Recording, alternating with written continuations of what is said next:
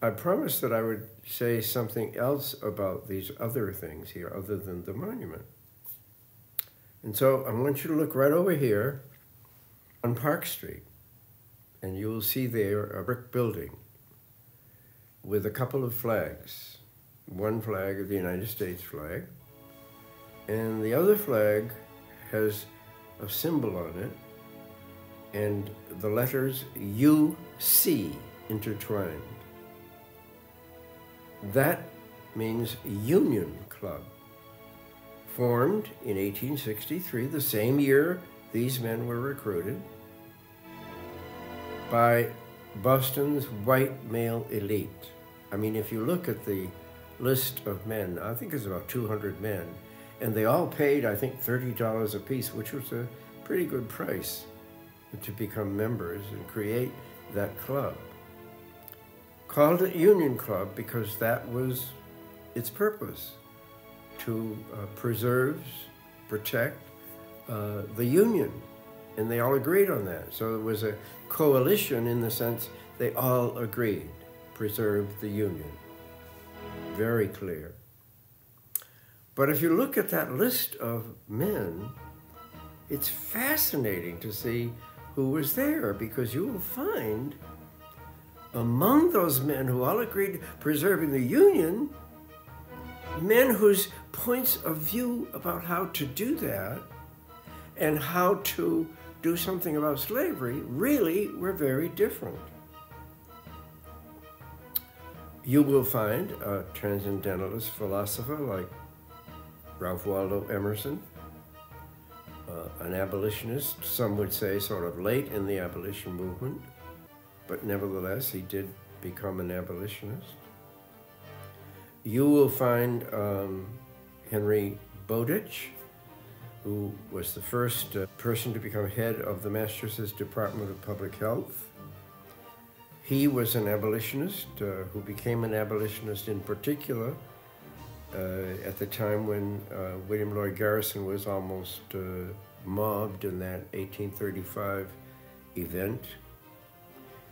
But later on, he broke with Garrison because he wanted to get involved directly in political parties.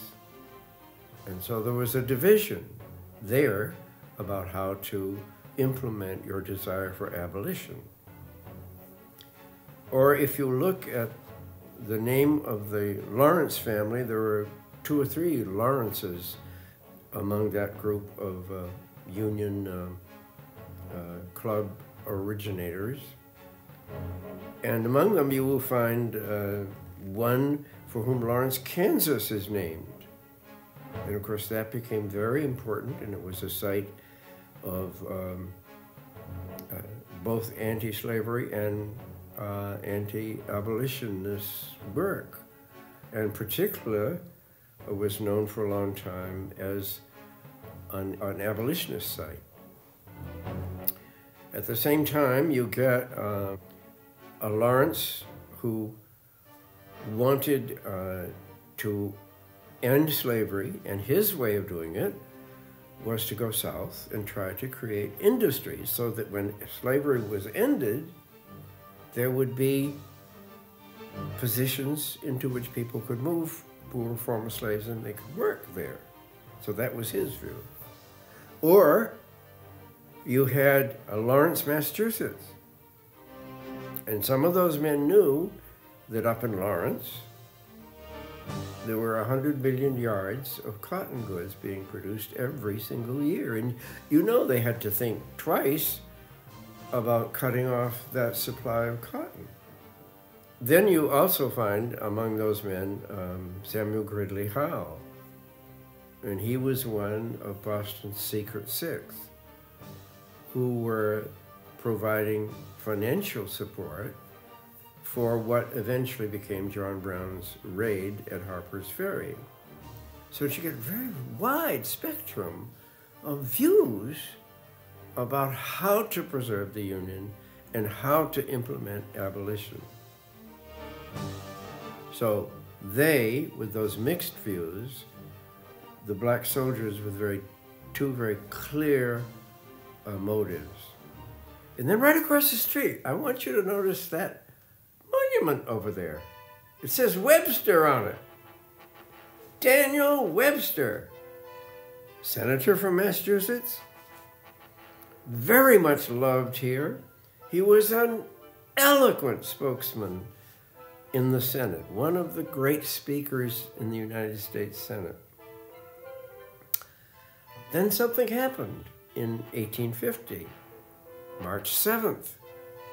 The great Daniel Webster stands up in the United States Senate and makes a speech in which it becomes clear that he is going to support Calhoun and Clay in what eventually became the Compromise of 1850, which included an extension of the old fugitive slave law, which enabled and supported the efforts of slaveholders to send agents into a place like Boston and claim blacks and try to take them back into slavery.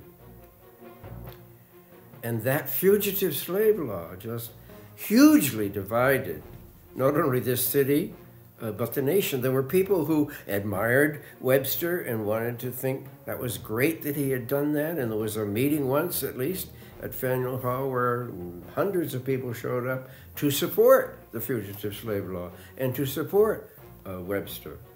But there was another meeting when people turned out against it and against Webster. And when I think of that statue over there, it reminds me of my friend William Lloyd Garrison, who went through some real transitions about his views of Webster with that 1850 fugitive slave law. And so a few years later, you know, Webster didn't last until he died shortly after 1850, early 50s. And so they put that monument, I've forgotten which year they put that up over there on the State House, but there it is. And if you look at William Lloyd Garrison's Liberator, when they were raising money for that statue and arguing about where to put it, in the Liberator he said, that statue should be put on its side in the frog pond. And after they put it up, he was petitioning to have people take it down. Well, I think that statue reminds us of that fugitive slave law, the divisions, and the problems politically that caused for Daniel Webster. So it's that 1850 and the fugitive slave law and Daniel Webster and divisions around his political life. The Union Club, with its varied views about how to end slavery, and these wonderful men of the 54th who had very clear motives. We want to be full citizens, and we want to see our brothers and sisters relieved. But what about the full citizens? Okay, folks. Somewhere in the 1960s, there was a festival here, an arts festival. And a poet wrote about this monument. And he said, it sticks like a fishbone in the throat of the city, reminding us in 1960 that the rights for which these men were fighting have not been fully granted for black folks today. And I think it's important to end our discussion of this monument and to go on our tour now.